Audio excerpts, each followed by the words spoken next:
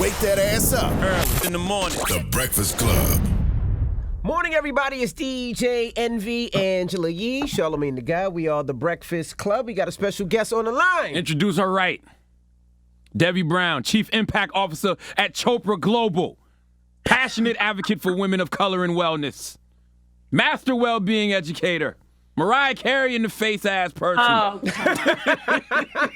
It was good for a little bit. It was going good. And it just took a left. Devi Brown. Good morning, Dev. oh, good morning, family.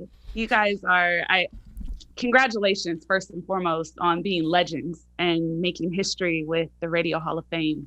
Oh, thank you. Thank you. And congratulations to you for all of the important work that you've been doing. Thank you. Thank you. How you holding up during the pandemic? How was that for you? You know what? I got to say, wildly challenging off top, but it's been probably one of the best years of my life. Really? Why? You know, I really deepened my spiritual journey. I was already on this path and I was, kind of diligently doing the work. And then this gave me opportunity to kind of deepen some of that healing, to understand ways in which to help other people heal. And, this time I feel like it's been challenging for quite a lot of people because so many are meeting themselves for the first time, spending that much time with themselves and being in their thoughts. But if you let it can be so beautiful. You get to the root of anything that was holding you back. You have the chance to cultivate a really deep, beautiful internal relationship with self. There's a lot of opportunity to it. Well, let's talk about your journey and how this became your calling. Yes. How you went from Chuck Taylor's to chakras. Well, y'all know I started in radio, born and raised in LA.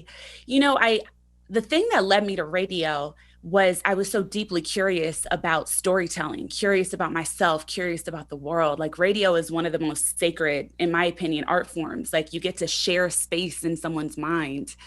And I loved it for so long. But then when I started my journey, I just found that I was really called to study metaphysics. I was really called to study trauma. And I kind of just found myself not easily being able to stay up on current events or, really wanting to just talk about some other things. And so I pivoted and I went into the self-care, wellness, mindfulness world, which I did it kind of before the big bang hit on social media of wellness. And so it was very uncharted territory. I didn't know if I made the right choice for a long time. But I stuck with it and I felt, I just feel like my calling is to help people heal. We throw these terms around that. We say, mental health, we say mindfulness, we say wellness, we say healing. What is all of that to you? And in particular, mindfulness, what is that to you? So mindfulness it's really rooted in a slowing down.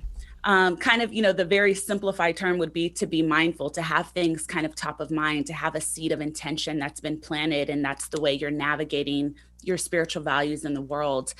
But what I think it is more clearly, and I think a lot of the conversation around healing, it's like mental health here, mindfulness, wellness here. And it's like you have to have both and they have to be integrated for you to really live the fullest life possible. You have to do some of that deeper trauma healing, which mental health is so great for. Talk therapy, somatic therapy is so beautiful for. But you also need that piece that makes it real for you and not just stuck in your brain, not just intellectualizing it. It has to come down to your heart so that you can actually embody and live it. So why do they go hand in hand? Why do mental health and mindfulness go hand in hand, you think?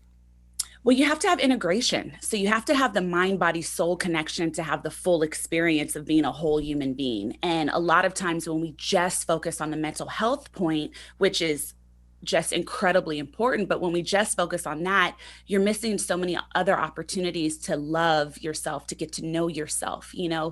Part of the reason we're so disconnected from ourselves is because we feel foreign in our own bodies, especially if you're a person of color.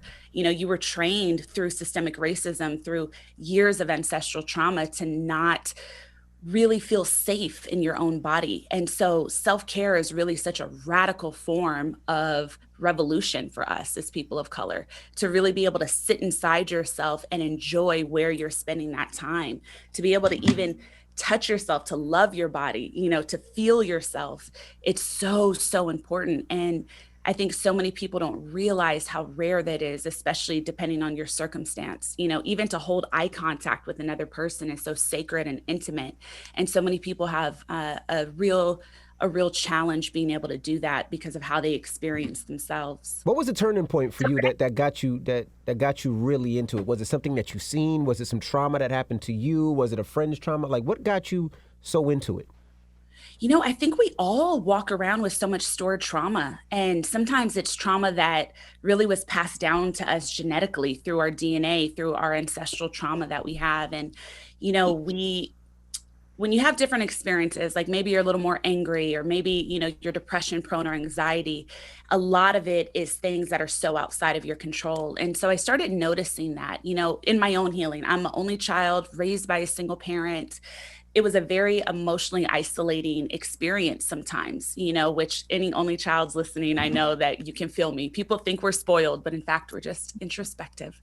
But it's when I started really investigating myself, looking back at my history, looking back at my experiences and seeing what I thought they meant about me. So much of the things that happen to us when we're children, even if they're not major, perceived major traumas, they plant these seeds of how we grow to feel about ourselves and how we grow to see the world. And so when I started really investigating, like, why do I think this way? Why do I feel that way? Why do I experience like a charge in my chest or an anxiety when this happens? And you slowly start peeling back the layers. And before you know it, it's like this memory as a 3-year-old of misinterpreting something that happened that planted a seed that you built upon and built upon and built upon. And before you knew it, you were in a space where maybe you didn't really care about yourself, or you didn't think you were worth it or worthy. And I think that this idea of worthiness, so many people grow up, really all the human experience is remembering your wholeness. Everyone has seeds of feeling like they're unworthy at one time or another, and many for their entire lives, and you don't quite know why. And so doing a lot of that self-investigation, doing different things that allow you to feel connected to the inside of yourself, to feel connected to your journey, it helps you start really releasing that narrative so that you can live the fullest life possible. Do you think the circumstances of this past year make it easier or more difficult to go on a spiritual journey? I think a little bit of both. There's always that kind of yin and yang, that polarity. I think for a lot of people that were already awakened, you were tested more deeply. It was really like, can you put this work to the test in this moment? And that's what I really had to do. I've been doing this work. I've been meditating many, many years. And then being in this global pandemic, I'm like, okay, it's time to step up my self-care routine. I got to supercharge it. The things that I was doing to show up for myself, in this moment, it's not enough. So how else can I best love myself and love this moment? How can I lean into uncertainty? I think some people were thrust into like a radical shift. Maybe people who didn't even feel that they believed in this kind of stuff. You just are brought to your knees and you're forced to surrender. And I think for other people, because that's just the way the human brain works, it further solidified to them whatever narrative they created about the world being unsafe. For people who want to get started on a spiritual journey but don't know where to begin, what would you tell them would be one of the first steps? Oh man, one of the first steps is just really setting the intention to become more and to be better. There's so much power in planting the seed of intention.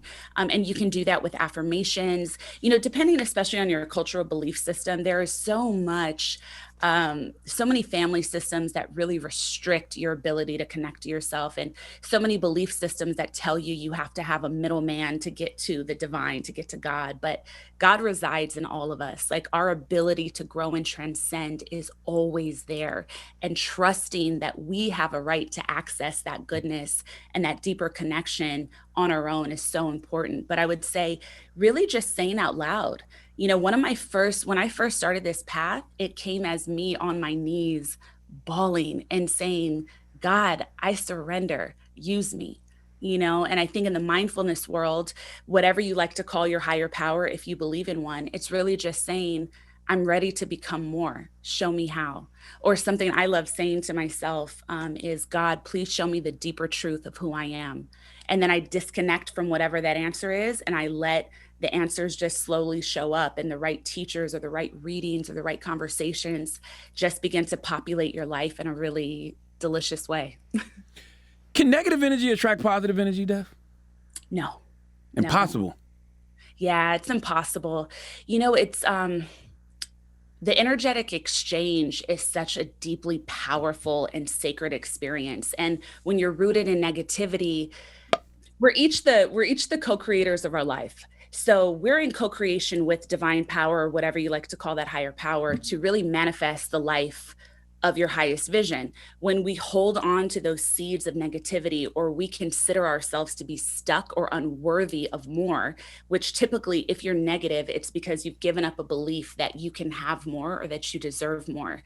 And when you give into that mind frame, it doesn't allow any cracks in your wounds for the light to get through. So it's really hard from that space to be able to attract positivity, which is not to say you won't encounter some, but you just may not be able to recognize it when it shows up. Wow. Now, I want to know about you're doing a podcast. You have a podcast that's on. You partnered up with Charlemagne. Now, Yes. Now let's talk about this podcast. How do you give out gems in this podcast? Dropping gems. It's a lot. Yeah, I'm really connected to just demystifying the journey. I talk about things like my own musings, observations I'm having about the world, observations I'm having about myself as I do the work. I have guests on, I had Charlemagne on the show talking about really unpacking his journey. I would love to have you, Envy. I would love to have you, Angela. So note to self. Tell them where we taped that at, though. Stun on them real quick. Say that again? Tell them where we taped that at. Oh, well, we were just on a little vacation in Mexico, but that's neither here At nor your there. house. All right? At your crib in Cabo. All right, you're trying to get me robbed at this point. I don't know what you're talking about. No, but so in this season, so it's really talking to people about their journeys, because so many people think they can't approach this work because they don't have this ideal thing happening, or they haven't reached this level of success. So, of course it's easy for you. And it's really about getting into like the cellular level of like, how did that switch start happening? How did you start allowing yourself to see the world differently and to shift? And in this season, I'm really excited because we're deep diving into a lot of metaphysics. I have incredible guests coming on the show, people doing deep work in decolonizing the mental health field, joy and pleasure work, really bringing pleasure to the forefront as a way to help women heal, using orgasms to manifest. We talk about that on the show this season. Yeah.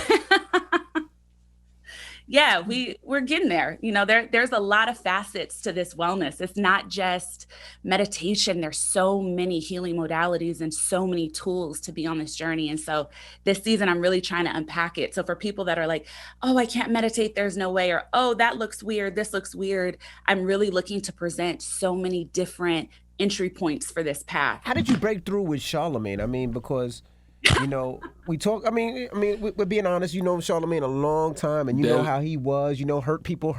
Dev is so you know important. How he used to make fun of people all the time. It didn't matter if you were tall, short, black, white. If you had Down syndrome, Charlemagne would make fun of you. That is not true. I ain't never made fun of nobody with no damn Down syndrome. You told me the kid in your school you made fun of, and you said the kid yoked you up. He didn't have Down syndrome. He was like autistic. Okay, autistic. But how did you get Charlemagne? How did you get Charlemagne out of that? How did you get him out of that where he's changed a little bit? Where I'm seeing him, walking outside with his bad toes, hugging trees and things like that. Like, how did you get him to that part? Well, Charlemagne has divine light on him. So I think that has always been in his cards since he was born, to live this really beautifully big life.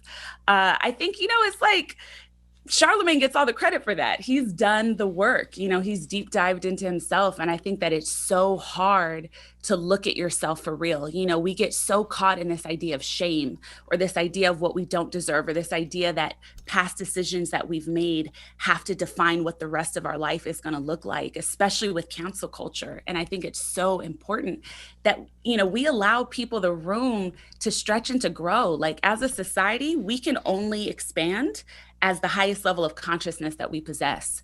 So many of the ways that we maybe showed up a little differently was also, kind of, it was kind of in the midst of what our collective consciousness allowed at that time. But, Envy, Charlemagne's always been woke. Even when he was in the midst of his craziness, he has had that seed. He's super woke now. Now, when I see Charlemagne hugging a tree and holding a tree, And walking around in the grass with his ugly toes, I said, Charlamagne. First of all, I had a pedicure. You did not have a pedicure. Number two, that was called grounding, sir.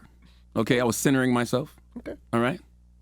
I be hugging trees too, so. Why is that important? Tell them why grounding is important. Oh, we have to get anchored, so let me try to say this in a way that's going to really make it across, because we could dive into like all the different energetic bodies that we possess. We have our kind of what's called a food sheath, which is our physical body that houses our soul, the skin, bones and all that. And then you have your energetic bodies, and there's so many different layers of energy that surround you. But I think when we're on earth and we're experiencing this human experience as spiritual beings, we have to ground. We have to remember to get centered. And a great mechanism to do that is connecting with nature and really being able to behold the functions of the world and behold God's beauty and God's grace. And it's so important to do breath work. It's so important to plant your feet in soil, to plant your feet in the ground, to get restored, to experience sunshine on your skin and really hold space, to be mindful in those moments and to experience all the little joys that come with it. Dev is so important. She's one of the most important people in my life. But the reason I feel you're so important to the culture is because you are hip hop. You know what I'm saying? Watching you grow from Tupac to Deepak has been one of the greatest joys in my life. And I want to ask you, like, what did Tupac do to open up your third eye? Because since I've known you, you've been a Tupac head. Yeah, super obsessed. The thing that I thought that I always connected to so deeply with Tupac was how multifaceted he was and how awake he was at such a young age. We forget, and obviously are there problematic lyrics? Was there some problematic behavior? 100%. But most of what we saw of Pac was him 24 and under. And the fact that he was able to showcase the array of human emotions and human experiences, I always connected to. I've always, since I was a little girl, been fascinated by transformation, really been deeply introspective and wanted to know what are all the feelings one can feel? What are all the experiences one can connect to? And I think, Pac said it so well. He and figures, these really archetypal figures like him, like Oprah, they spark that thing in your brain that lets you know you can have more, you can think more, you can be more. And when you see Pac in, songs like Keep Your Head Up, Brenda's Got a Baby, Baby Don't Cry, Unconditional Love, So Many Tears, there was so much depth to him. And that's something that I didn't really hear in that way growing up. And so I was floored when I was a little girl and Pac was on the scene. The things that he was saying, it just started expanding my mind, and it planted the seeds to really seek out more for me. But that's why the journey's been so amazing for me to watch, because I think I met you in like 06, 07. And it was Pac, and it was all West Coast, but you was always conscious. So just to watch that consciousness, just to continue to grow, to now where you work for Deepak, you're the Chief Impact Officer at Chopra Global. Mm-hmm. You building with Deepak Chopra on a regular basis. Like, that's just been very, very interesting for me to watch. Yeah, and for us all, I think, because we all know Dev on our, on a different type of level for different purposes, but I've always trusted you. So I trust in this. Oh, Angela, thank you. Me and Angela used to be in the streets. I didn't want to bring it up, but yeah. Girls trips to Miami and the streets in LA and New York. Yes. Fight clubs in Houston.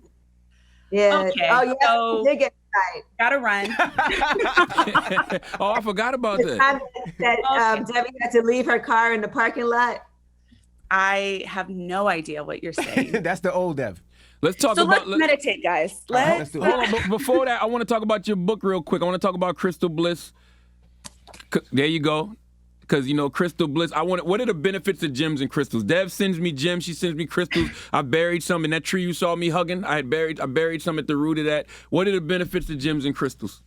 Yeah, crystals are such a beautiful accompaniment. And, I think there's so much education around mindfulness that has to happen for the BIPOC community, because it's so much of it is misunderstood, or people were given false narratives through different systems of belief of what to stay away from, but people don't really even know, what these things are, what they do. And I think crystals are such a beautiful accompaniment to whatever work that you're doing. They harness so much beautiful energetic power. And it's believed that, crystals, different crystals, there's hundreds, sometimes into the thousands, even though those aren't readily available, but there's so many to choose from, and they all emanate energy, energy. The fact that we possess it, the fact that we're made of it, the fact that, we're able to radiate it, everything that exists holds that. And, the thing with crystals is they're ancient. They're as old as the earth is. So they harness, in my belief, so much beautiful, divine, energetic power, and they're a great accompaniment to the work. And so great starter crystals for people that are looking to kind of start on the crystal journey. Got it in my book. But I would say grab some amethyst, grab some clear quartz, grab some citrine. Those are great stones to start with to really start inviting in some new energies. Before we get into the meditation, do you get upset when you see people who seem to be like, using, it's like performative wellness, they're selling crystals, they're practicing, they're teaching mindfulness, and but they really haven't done the work? Yeah, I think, I wouldn't say I get upset about it. I think it's dangerous for the people that are perhaps spending money or buying into things with someone who just isn't ready to teach yet. I think we all possess the ability to be teachers and guides for other people based on the work that we do. But this is the era of the expert, right? Like, this is the era where everybody is marketing themselves and selling themselves. And so I just think it's important that if you do feel called to be in this field, you do the work. It's not like I didn't just wake up and say, you know what, forget radio, forget this. I'm going to start teaching and I'm going to just start talking. I've been researching, I've been doing certification programs all over the world for the last 8 years. Like, I am deeply processed. And I just think that's important. But I think this field, along with any other field, you have your tiers, right? You have like your real deep, authentic people with excellence. You have people that are maybe okay, you have mediocre, then you have people that are scamming, but that's the case with every single industry and anything that people do. So it's just important to vet the people that you want to learn from and really make sure that they're walking what they talk, really make sure that they have the right tools. Because when you do this trauma work, it's so sacred. You don't want to open people up to this raw space and then not have the tools to help them navigate through it.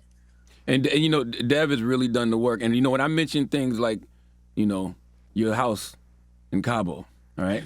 I do that for a reason, because I literally have slept on Dev's couch. You know what I'm saying? Dev has literally slept on my couch, like literally in real life, you know what I mean? So to see us go from that to where we are now, that should be celebrated. And we both did it by pursuing our passions. I remember when you told me, like, I'm not doing radio no more. I want to go help people. I want to go help people heal. And that could have been a tough decision. But that clearly was your life's work. Yeah. And, and I say this to say, like, we're all helping people heal. It's just, I knew I was called to do it in a new way, but you guys help people heal on the radio every single day in major ways. I see y'all comments, like, you are literally changing lives. And I will say, when I was in Houston, I remember you were like, come over the house. And then you wanted us to like play this game. It wasn't really a game, but we went over to your house and it was like, okay, now I want you to write down, like, you were doing that early on. So the progression and the dedication to the work is amazing. Thank you, Angela. Yes, Angela came over and we played this game called The Wish, which is all about manifestation. And we had crystals as our little board pieces. I was like, okay, now write down your dreams. And then we're going to. That's how you know I trust you, because if it would have been anybody else. I don't know. I'd have been like, all right, are we going to do a shot after each one? All right, let's do some meditation, Dev. What we doing? Oh, okay. All right, everybody. Go ahead and gently close your eyes. Get as comfortable as you possibly can, whatever that means for you. And just take a moment to experience yourself inside of your body. So crack your neck if you need to, kind of shift your shoulders. Just notice where you may be holding any tension, any stiffness, and just set an intention to soften and to really relax. And now let's focus on our breathing. Go ahead and take a few deep breaths in through your nose. Hold it at the top And then exhale through your nose. And let's do that another time. Inhale through your nose. Big, deep inhale. And now go ahead and exhale. And now you can return to just a beautiful natural breath. Just gently letting the air come in and out, really nourishing your body, breathing in so much vital energy and love, and then exhaling any energy that's stored that doesn't serve you. And as we sit in this space, just focused on that breath, feeling really grateful for this moment, let's plant the seed for a few thoughts for the day. You can go ahead and repeat these silently to yourself with your eyes closed. I am enough. I am enough. I am safe. I am safe.